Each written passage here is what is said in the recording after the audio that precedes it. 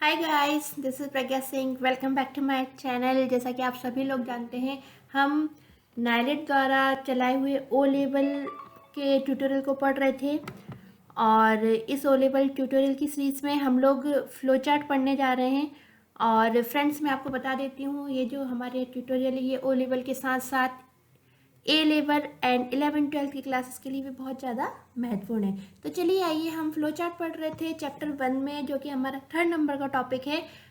Flow chart के topic को हम आगे बढ़ाते हैं। फ्लो चार्ट का इंट्रोडक्शन मैंने इसके पहले के वीडियो लेक्चर में दिया हुआ था। यदि आपने वो वीडियो नहीं देखा है तो प्लीज़ उस वीडियो को जरूर देखिएगा, उसी के आगे आपको ये वाला वीडियो समझ में आएगा। ओके, तो फ्लो चार्ट का इंट्रोडक्शन हम पुराने वीडियो में देख चुके थे और फ्रेंड्स अब हम देखने जा रहे हैं फ्लो चार्ट की characteristics, advantage and disadvantage. Fine, चलिए शुरू करते हैं ना। टॉपिक है हमारा कैरेक्टरिस्टिक्स ऑफ फ्लो चार्ट। देखते हैं क्या क्या विशेषता है फ्लो चार्ट की। देखिए, फ्लो चार्ट की विशेषता क्या बोल रहा है। Flow chart is a graphical representation which makes a user to easy understand. आप सब लोग जान चुके हैं पिछले वीडियो में कि फ्लो चार्ट क्या होता है। एक पिक्टोरियल रिप्रेजेंटेशन होता है। पिक्टोरियल यानी जिसको हम पिक्चर के द्वारा समझ सकते हैं, ठीक है।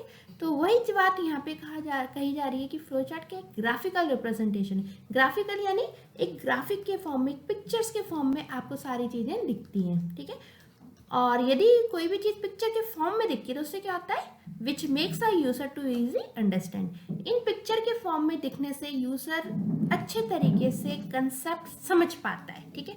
तो फ्लो चार्ट्स बहुत हेल्पफुल होता है यूजर के लिए कि ये समझना कि हमको किस लॉजिक का यूज़ करना है प्रोग्राम में, किस तरीके से हमको कोडिंग करना है, किस तरीके से हमको कोडिंग को आगे बढ़ाना है, ठीक है, और किस तरीके से हमें अपनी कोडिंग को कंप्लीट करना है। इन सारी चीज़ों को समझने के लिए फ्लो चार्ट बहुत हेल्पफुल होता है। नेक्स्ट लाइन में आते हैं। नेक्स्ट लाइन क्या बोल रही है, एरो सिंबल के बारे में बता रही है। देखिए, सिंबल मैंने आपको बताया था अभी पिछले वीडियो में, आप देखिएगा उसको जरूर, इंट्रोडक्शन वाले पार्ट में, जिसमें मैंने एरो लाइन के बारे में बताया था। इसका नाम दिया था हमने फ्लो लाइन, ठीक है। तो फ्लो लाइन बहुत ही हेल्पफुल होती है फ्लो चार्ट में। क्यों? क्योंकि एरो लाइन जो होती है, आपकी फ्लो लाइन होती है, can very helping to understand the direction of flow, ठीक है। जो आपकी फ्लो लाइन होती है, एरो लाइन होती है, वो आपके प्रोग्राम के फ्लो होने वाले डायरेक्शन, यानी किस डायरेक्शन में आपका प्रोग्राम फ्लो हो रहा है, टॉप टू बॉटम किस तरीके से जा रहा है, आपको यानी स्टार्टिंग से लेकर एंड तक किन किन प्रक्रियाओं से होकर गुजरना है, किन किन चीज़ों की आपको आवश्यकता होगी, किस तरीके से आप इनपुट लेंगे, आउटपुट लेंगे, किस तरीके से आप कोई भी डिसीजन पर पहुंचेंगे, ये सारी चीज़ें आपके फ्लो चार्ट के एरो के द्वारा अच्छे से समझ में आती है। यानी एरो आपको क्या एक तरीके से डायरेक्शन बताता है, ठीक है। और साथ में एरो निशान एक तरीके से माइलस्टोन का काम करता है। माइलस्टोन यानी ऐसे कि आपने जितना काम कर दिया उसके लिए हम एक माइलस्टोन का यूज़ करते हैं कि हमने इतना कार्य कर चुके हैं। तो आपको इस फ्लो चार्ट से बहुत आइडिया लगता है, बहुत कॉन्फिडेंस लेवल बढ़ता है कि हम अपने फ्लो चार्ट के अकॉर्डिंग हम इतना कार्य कर चुके हैं, हमारा काम इतना परसेंटेज बाकी है ना, अब कल हम इतना काम कर देंगे। तो इस तरीके से आप उसको बहुत ही अच्छे से रेगुलेट तरीके से अपनी कोडिंग कर सकते हैं फ्लो चार्ट की हेल्प से। ओके, नाउ फ्रेंड्स, अब हम देखते हैं फ्लो चार्ट के एडवांटेजेस क्या क्या होते हैं, ठीक है। देखिए, पहला एडवांटेज फ्लो चार्ट का सबसे अच्छा होता है कम्युनिकेशन। ओके, देखिए, किसी भी चीज़ को समझने के लिए सबसे मेन पॉइंट कौन सा होता है, कम्युनिकेशन। आप जितना अच्छा कम्युनिकेट कर अगले को करोगे, अगला जितना अच्छे से आपकी बातें समझ पाएगा, आपका कार्य उतना ही जल्दी अच्छे से और आसान तरीके से हो जाएगा। ओके, तो फ्लो चार्ट आप सभी लोग जानते हैं ग्राफिकल फॉर्म में रिप्रेजेंट होता है, यानी कि पिक्चर्स के फॉर्म में, आइकन्स के फॉर्म में फ्लो चार्ट क्या होता है, दिखता है, ठीक है। तो फ्लो चार्ट के आप बहुत अच्छे से समझ सकते हो, यानी फ्लो चार्ट एक बहुत अच्छा कम्युनिकेशन वे है यूजर को समझने के लिए। सेकंड पॉइंट देखते हैं क्या होता है, इफेक्टिव एनालिसिस। देखिए, जो आप फ्लो चार्ट देखते हैं उसका प्रभाव आपके प्रोग्राम पे बहुत अच्छा पड़ता है, ठीक है। क्योंकि प्रोग्राम, आप जो फ्लो चार्ट है उसमें बहुत अच्छे से एनालिसिस कर सकते हैं कि आपको कहाँ पर किस चीज़ की आवश्यकता है, कहाँ पर आपको किस चीज़ की किस तरीके से प्लानिंग करनी है। क्योंकि फ्लो चार्ट आपको स्टेप बाय स्टेप बहुत अच्छे से पिक्टोरियल फॉर्म में सारी चीज़ें बता रहा है। उसमें आपको बहुत ज़्यादा पढ़ने की भी ज़रूरत नहीं है कि आप उसको बहुत डीप में पढ़ो, उसकी जैसे एल्गोरिथम को आपको थोड़ा सा देखना पड़ता है। फ्लो चार्ट में तो आपको पिक्चर के थ्रू आसानी समझ में आ रहा है कि कहाँ प्रोसेसिंग करनी है, कहाँ पे आपको इनपुट आउटपुट लेना है, कहाँ पे आपको प्रोग्राम की शुरुआत करनी है, कहाँ पे आपको प्रोग्राम खत्म करना है।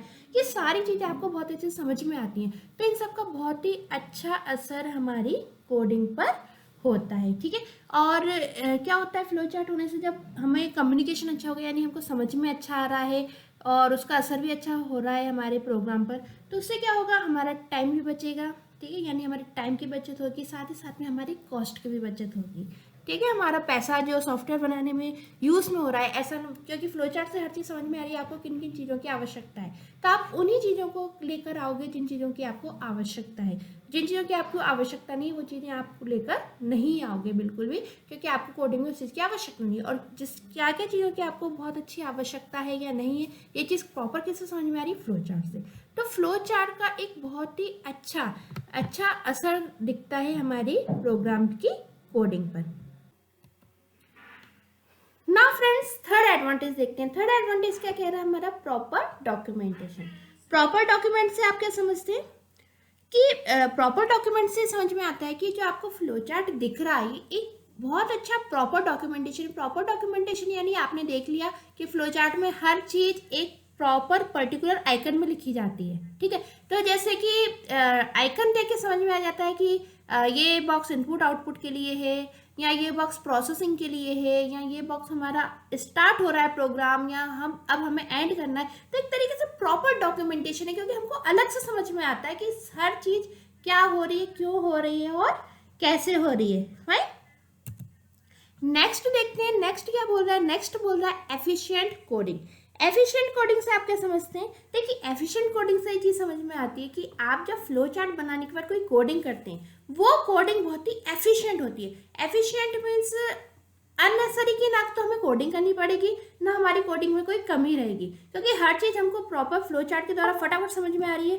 कब हमको इनपुट लेना है, कब हमको आउटपुट शो करवाना है, कब हमको प्रोसेसिंग करना है। जैसे कि आप पिछले फ्लो चार्ट में देखते हुए आ रहे हैं कि आपको अलग से समझ में आ गया था, बॉक्स देख के समझ में आ जाएगा कि अब हमको तीन बॉक्स बनाने इनपुट आउटपुट के लिए, यानी 3 मेमोरी लोकेशन बनाने ABC नाम के।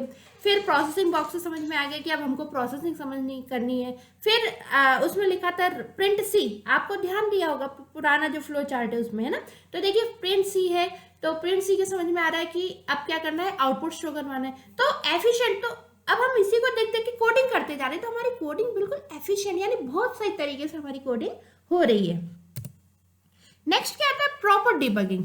डिबगिंग से क्या समझ में आता है, देखिए दो मतलब यहाँ पे समझिए डिबगिंग के। देखिए एक तो मतलब समझिए आप बग का, बग यानी होता है एरर, दिक्कत। जैसे कि आप देखो कंप्यूटर एक मशीन है, इसमें कार्य तय है कि इसको ये किस तरीके से कार्य करेगा। ये नहीं कि आप अपने मन से इसमें कुछ भी कार्य कर दो, कुछ भी कोडिंग कर दो, नहीं। इसमें एक प्रॉपर सिंटेक्स बना हुआ है, इसकी एक प्रॉपर कोडिंग जब आप करते हैं, उस कोडिंग की एक प्रॉपर ग्रामर बनी हुई है।